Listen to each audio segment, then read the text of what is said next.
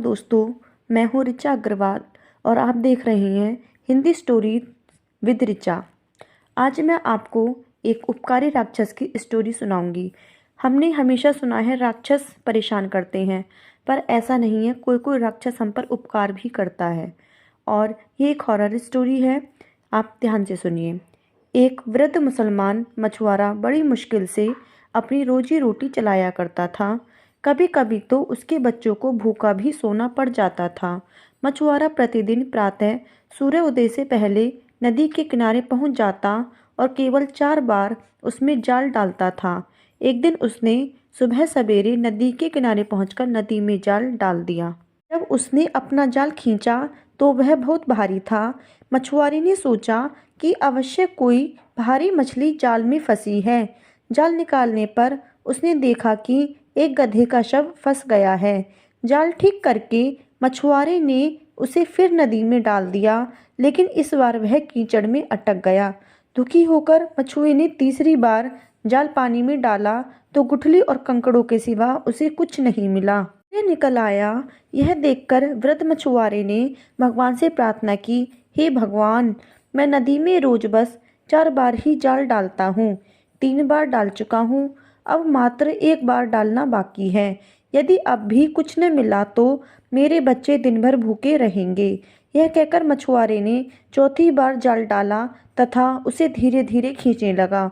ऊपर आने पर जाल में से पीतल का एक लोटा निकला।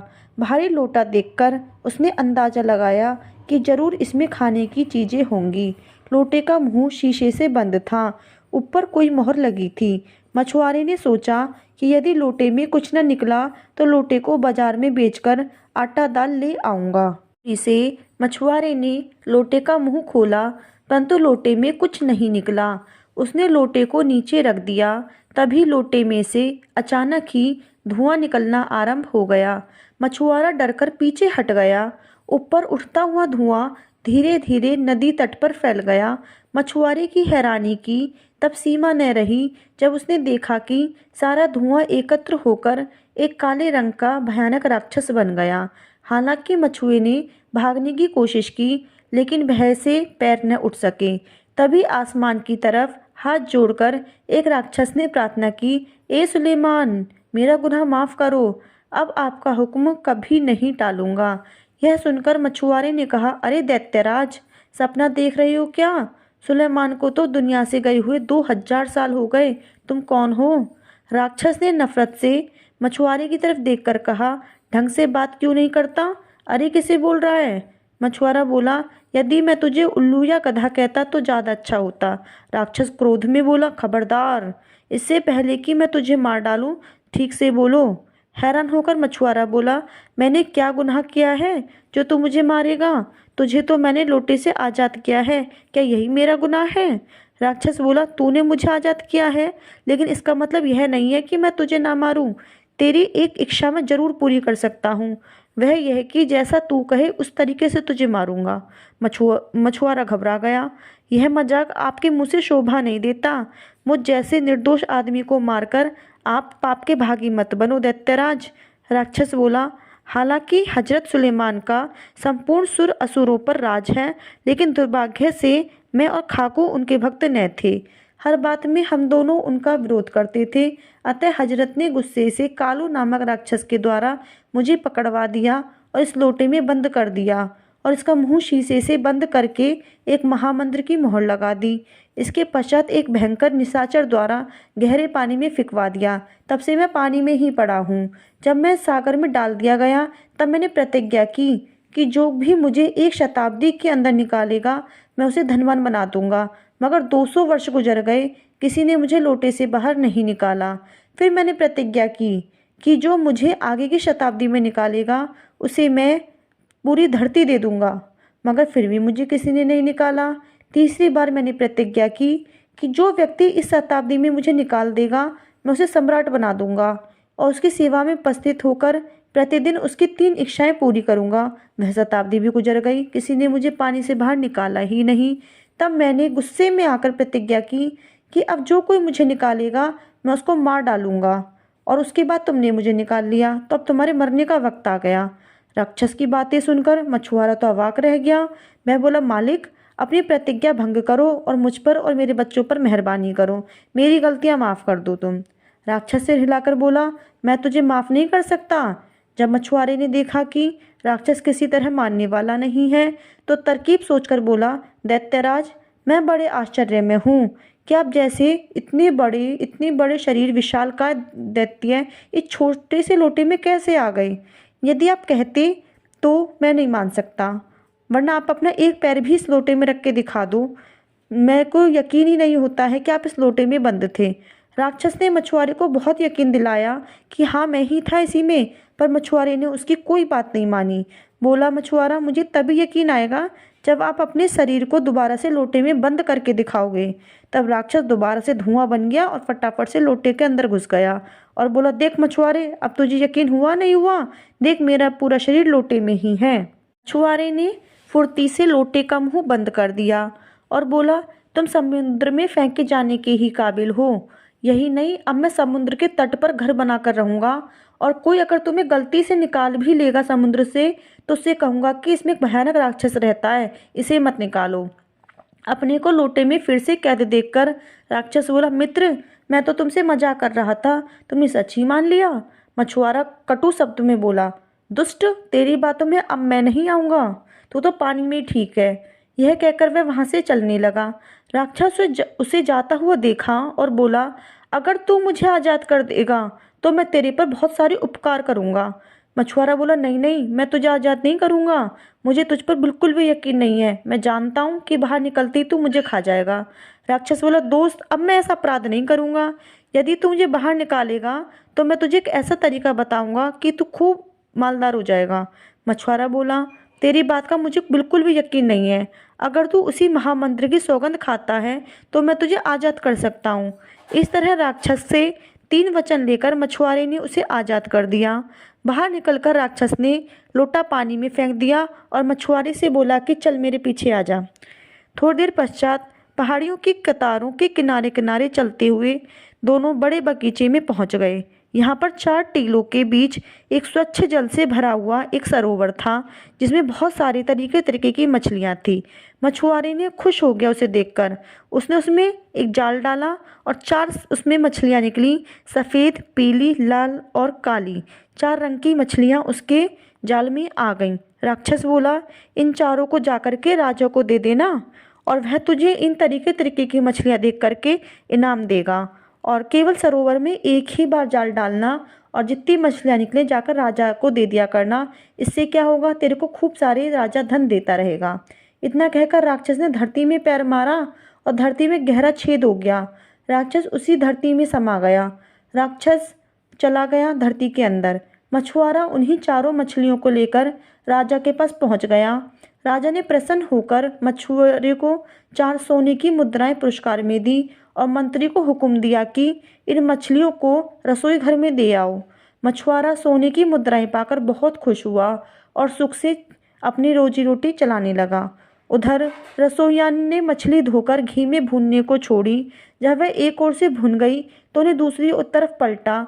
उन्हें दूसरी तरफ पलटते ही रसोई की एक दीवार फट गई और एक बहुत सुंदर लड़की हाथ में छड़ी लेकर निकल कर आई और मछली के बर्तन के पास खड़ी होकर बोली, मछलियों से कहने लगी, मछली, वचन से बंधी मछली, तू अपने प्रण पर डटी रहना। सुंदर लड़की ने फिर यह बात कही तो चारों मछलियां जीवित हो गईं और बोली, सच है, जब हम तुमसे प्रेम और श्रद्धा है तो क्यों न हम तुम्हारी भक्त बनेंगी। जब तक तुम अपना ऋण चुकाओगे तो हमें भी ऋण से मुक्त कर देना। यह सुनकर वह सुंदरी मछलियों के बर्तन को उलट पुलट कर गायब हो गई और दीवार पहले की तरह नजर आने लगी। यह घटना देखकर जो रसोई में खाना बना रहे थे वो मूर्छित हो गए। जब उन्हें होश आया तो मछलियाँ जलकर राख हो चुकी थीं। वह सोचने लगे और कहने लगे कि हम राजा को ये बात बताएंगे तो वह तो हमारा यकीन भी नहीं करेगा। तभी मंत्री ने आकर पूछा कि मछलियाँ पक गईं क्या? तो रसोई घर में काम करने वालों ने सारी घटनाएं कह सुनाई। मंत्री हैरान हो गया, क्या ऐसा हुआ? यह सुनकर तो राजा क्रोधित हो जाएंगे। यह जानकर मंत्री ने मछुआरे को फिर से बुलाया और कहा कि इस तरह की 4 मछलियां और ला कर दो। मछुआरा बोला, आज तो क्षमा कर दो, पर कल जरूर ला दूंगा। दूसरे दिन जब मछलियां आ गईं तो मंत्री ने उन्हें अपने सामने बनवाया। रसोइया ने पहले की तरह ही मछली घी में भुनने को छोड़ी। एक तरफ सिकने पर दूसरी तरफ उन्हें पलट दिया। तभी रसोई की दीवार फट गई। वह सुंदर छड़ी हाथ में लिए हुए मछलियों के सामने पहले वाला वार्तालाप करके गायब हो गई। यह देखकर मंत्री हैरानी में पड़ गया। उसने पूरी घटना राजा से कह डाली। राजा को सुनकर बहुत आश्चर्य हुआ। मछुए को फिर बुलाकर उसी तरह 4 मछलियां और लाने का आदेश दिया। तीसरे दिन मछुए ने वैसी ही मछलियां लाकर दी। राजा ने उसे 400 सोने की मुद्राएं दी। राजा ने अपने सामने एक सुनसान घर में मछलियां पकवाईं। मंत्री ने गेट बंद करके मछलियां तेल में छोड़ी। जब वह एक तरफ से भुन गईं तो राजा को सावधान करके दूसरी तरफ पलटी। तभी पीछे की तरफ से दीवार फाड़कर एक राक्षस सेवक भेष में छड़ी लिए हाथ निकल आया और मछलियों के बर्तन के निकट आकर बहुत भयानक आवाज में बोला, मछलियों, तुम अपनी प्रतिज्ञा पर अटल रहो। मछलियों ने जैसे ही हाँ कही, राक्षस ने मछलियों का बर्तन पलट दिया और स्वयं उसी दीवार में समाकर गायब हो गया। यह देखकर राजा चकित हो गया। उसने मछुआरे से पूछा, तो ये मछलियाँ कहाँ से लाता है? मछुआरे ने बता दिया। मंत्री ने बोला कि मैं उधर ही शिकार के लिए जाया करता हूँ, सब कुछ मेरा देखा हुआ है, परंतु तेरा बताया हुआ सरोवर मैंने आज तक नहीं देखा। मछुआरे ने कहा, यहाँ से सरोवर कितनी दूर है मैं आपको बताता हूँ, केवल 2 घंटे का रास्ता है। नम्रतापूर्वक मछुआरे ने बता दिया। राजा दल बल के साथ सरोवर की तरफ चल दिया।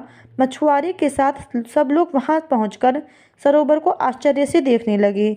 राजा वहीं डेरा डालकर मंत्री से बोला कि मैं सरोवर का रहस्य जानना चाहता हूँ। मैं जाता हूँ, मेरे वहाँ न होने पर राज्य में कोई भी बाधा न पड़े, इसलिए मेरे यहाँ होने का समाचार किसी से मत कहना। संभव है कि प्रजाजन आंदोलन करके या अफवाहों से अविश्वास फैलाएं। जब तक न लौटूं मैं वापस, तुम यहीं रहना। मंत्री से यह कहकर गुप्त छुरी हाथ में लेकर राजा पहाड़ों की श्रृंखला की तरफ चल दिया। कुछ देर में राजा पहाड़ों की श्रृंखला के पार उतर गया। सामने एक बाग नजर आ रहा था। बाग की ओर राजा बढ़ता गया। सूर्योदय के समय राजा एक महल के द्वार पर जाकर पुकारने लगा। यहाँ लोहे का एक विशाल किला था, लेकिन किसी की आवाज़ सुनाई नहीं पड़ी। राजा बोला, कोई अंदर है? जब कोई उत्तर ही नहीं आया तो राजा महल में घुस गया। वहाँ भी खामोशी थी। सामने के बड़े दालान में एक गलीचा बिछा हुआ था। मखमली पर्दे लगे थे, जिनमें सोने और चांदी के फूल कड़े हुए थे। बाहर दरी के बीच एक स्वच्छ जल से भरा हुआ कुंड था, जिसके चारों कोनों पर सोने के शेर बने थे। प्रत्येक शेर के मुख से गुलाब जल के फुब्बारे फूट रहे थे। महल के 3 तरफ बगीचा था। राजा एक वाटिका में बैठकर फूलों का आनंद लेने लगा। तभी एक भयंकर आवाज आई। राजा ने पीछे का पर्दा उठाकर देखा। एक सिंहासन पर बैठा हुआ एक नवयुवक जोर जोर से रो रहा था। सिंहासन पर बैठे हुए नवयुवक ने राजा से कहा, क्षमा करना, मैं अपाहिज आपका स्वागत नहीं कर पाया। राजा बोला, नहीं नहीं, इसकी आवश्यकता नहीं, तुम्हारी हालत देखकर दुख होता है। मैं आपकी कोई सहायता कर सकता हूँ? यदि इस सरोवर की मछलियाँ के संबंध में और अपने रोने के संबंध में मुझे बता दो क्या कारण है, तो तुम्हारी बहुत मेहरबानी होगी। नवयुवक ने चीखकर कपड़े उतारकर अपना शरीर दिखाया। उसका आधा शरीर आदमी का था और कमर के नीचे पत्थर का था। वह बोला कि आप इस रहस्य को सुनने की इच्छा रखते हैं तो सुनिए। नवयुवक ने कहा, मैं राजकुमार हूँ। मेरे पिता का नाम शेर शाह था, जो 4 मुख्य पहाड़ों के मालिक थे, जहाँ पर अब सरोवर है। पहले उसी स्थान पर हमारी राजधानी थी।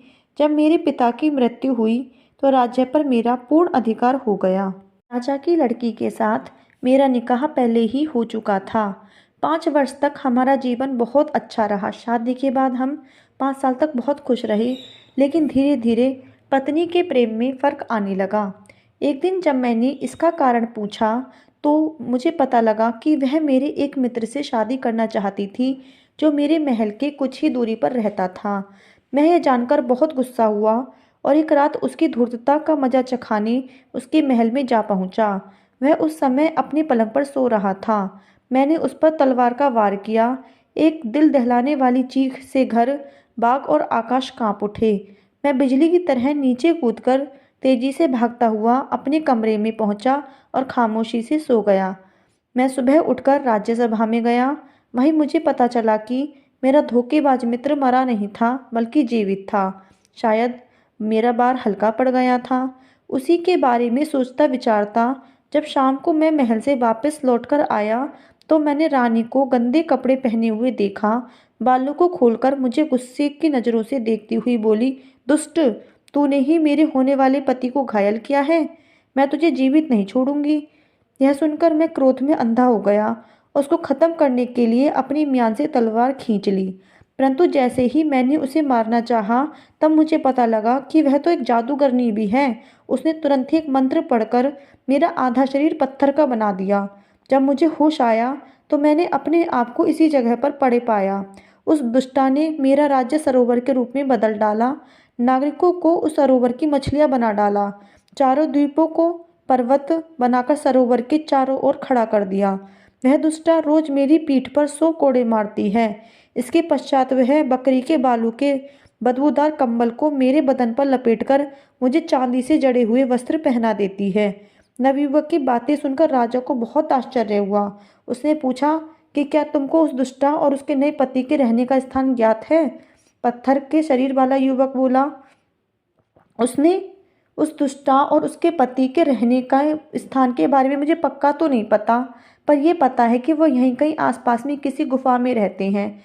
यदि तुम उनके रहने की जगह जानना ही चाहते हो तो तुम उस दुष्टा का पीछा करो। वह रोज मुझे 100 कोड़े मारने यहाँ आती है। अगले रोज राजा उस युवक के महल में छुपकर बैठ गया और उस दुष्टा के आने की प्रतीक्षा करने लगा। कुछ देर पश्चात ही वह दुष्टा महल में आकर उस युवक पर कोड़े बरसाने लगी। नवयुवक बुरी तरह से चीख रहा था। उसके चीखने की आवाज़ सुनकर राजा का दिल दहल उठा। उसका मन किया कि वह तलवार के एक ही वार से उस दुष्टा का सिर कलम कर दे, परंतु वह अपने आप पर संयम किए रहा, क्योंकि वह जानता था कि वह दुष्टा जादू जानती है। यदि वह जरा भी चूक गया तो उसे भी वह दुष्टा उस नवयुवक की तरह ही बना देगी। कुछ देर पश्चात जब वह जाने लगी तो राजा अपने स्थान से निकला और उसका पीछा करने लगा। कुछ दूर जाकर वह एक गुफा में चली गई। उसके गुफा में जाते ही वह वापिस युवक के पास पहुंचा और उसे सारी बातें बता दी और दुष्टा के जुल्म से छुटकारा दिलाने का वादा करके राजा वहां से चला गया। अगले रोज वह उस दुष्टा के महल में आने के समय से कुछ पहले ही गुफा की ओर चल दिया। जिस वक्त वह गुफा के पास पहुंचा, दुष्टा अपने हाथ में कोड़ा लिए हुए बाहर निकल रही थी। उसके गुफा से बाहर निकलते ही राजा गुफा में घुस गया। अंदर जाकर देखा कि राजकुमार का धोखेबाज मित्र शराब पीने में व्यस्त था। उसको इस हालत में देखकर राजा को और भी अधिक खुशी हुई। उसने चुपचाप अपनी म्यान से तलवार निकालकर एक ही झटके में उसका सिर धड़ से अलग कर दिया। फिर राजा ने उसकी लाश को एक तरफ कोने में छुपा दिया और उसके कपड़े पहनकर अपना चेहरा उसके जैसा ही बना लिया और निकट पड़े पलंग पर जाकर लेट गया और उस दुष्टा की वापस आने की प्रतीक्षा करने लगा। कुछ देर पश्चात ही दुष्टा वापस गुफा में आई और राजा को अपना पति समझकर उसके पास बैठ गई। राजा ने अपना मुंह दूसरी तरफ कर लिया था, जिससे कि दुष्टा उसे देखकर पहचान न सके। उसने राजा को कई बार पुकारा, लेकिन राजा ने उसकी बात को अनसुनी कर दी और खामोशी से लेटा रहा। राजा को टस से मसने होते हुए देखकर वह दुष्टा उसकी खुशामद करने लगी और बोली, स्वामी, क्या आप मुझसे खफा हैं? राजा अपना मुंह दूसरी ओर करते हुए ही बोला, हाँ, राजकुमार के चीखने की आवाज़ से मेरी नींद टूट जाती है, इसलिए मेरा घाव ठीक नहीं हो पाता। यही कारण है कि मैं तुझसे नाराज हूँ। अच्छा, यदि मैं राजकुमार को ठीक कर दूँ तो क्या तुम मुझसे नफरत नहीं करोगे? दुष्टा बोली। हाँ हाँ, लेकिन तुम्हें एक काम और करना पड़ेगा, राजा ने धीमे स्वर में कहा, ताकि वह दुष्टा उसका स्वर पहचान न ले। वो क्या? दुष्टा ने पूछा।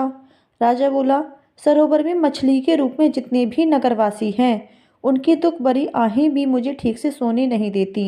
अतः चारों द्वीपों और राज्य को पहले जैसा ही बना दो, फिर हम दोनों सुख से रह सकेंगे। उस दुष्टा ने तुरंत मंत्र पढ़कर नगर को फिर पहले जैसा बना दिया तथा राजकुमार के आधे शरीर को भी ठीक कर दिया और बोली, अब तो खुश है ना आप? राजा ने कहा हाँ, और फिर उस दुष्टा को अपने करीब आने के लिए कहा। जैसे ही दुष्टा राजा के करीब गई, राजा ने तलवार खींचकर उसकी गर्दन पर दे मारी। तलवार उसकी गर्दन पर पड़ते ही उसकी गर्दन एक तरफ जा पड़ी। राजा तेजी से पलंग से उठा और उस दुष्टा का जिस्म उसके पति के जिस्म के पर डाल दिया और तेजी से गुफा से बाहर निकल आया। बाहर आकर उसने देखा कि जो नगर कुछ क्षण पहले पत्थर का बना हुआ था, बड़ा ही सुंदर नजर आ रहा था। लोग इधर उधर आ जा रहे थे। राजा जल्दी से कदम बढ़ाता हुआ महल में जा पहुंचा। राजकुमार अपने महल में बड़ी प्रसन्न मुद्रा में सरोवर के किनारे टहल रहा था। राजा को आता देखकर राजकुमार राजा के कदमों में गिर गया। राजा बोला, अब डरो मत, रानी और उसका दूसरा पति दोनों मर चुके हैं। अब तुम अपनी राजगद्दी संभालो, हम भी अपने डेरे पर पहुंचते हैं। नबीबक बोला, यह आपकी भूल है, जो आप अपने डेरे को पास ही समझते हैं। यह उस दुष्टा की धूर्तता थी जो आपके नगर के पास अपने सरोवर इत्यादि बनाए, वरना यहाँ से आपकी राजधानी जाने में 1 साल लगेगा। राजा बोला, जब मेरा देश इतना दूर है तो कोई बात नहीं, मेरे कोई पुत्र नहीं है, मैं तुम्हें अपने राज्य का उत्तराधिकारी बनाता हूँ। फिर राजा कुछ दिन वहाँ रहकर अपने देश वापस लौट आया। धन्यवाद। अगर आपको कहानी अच्छी लगी हो तो प्लीज़ मेरे चैनल को लाइक और सब्सक्राइब करें। धन्यवाद।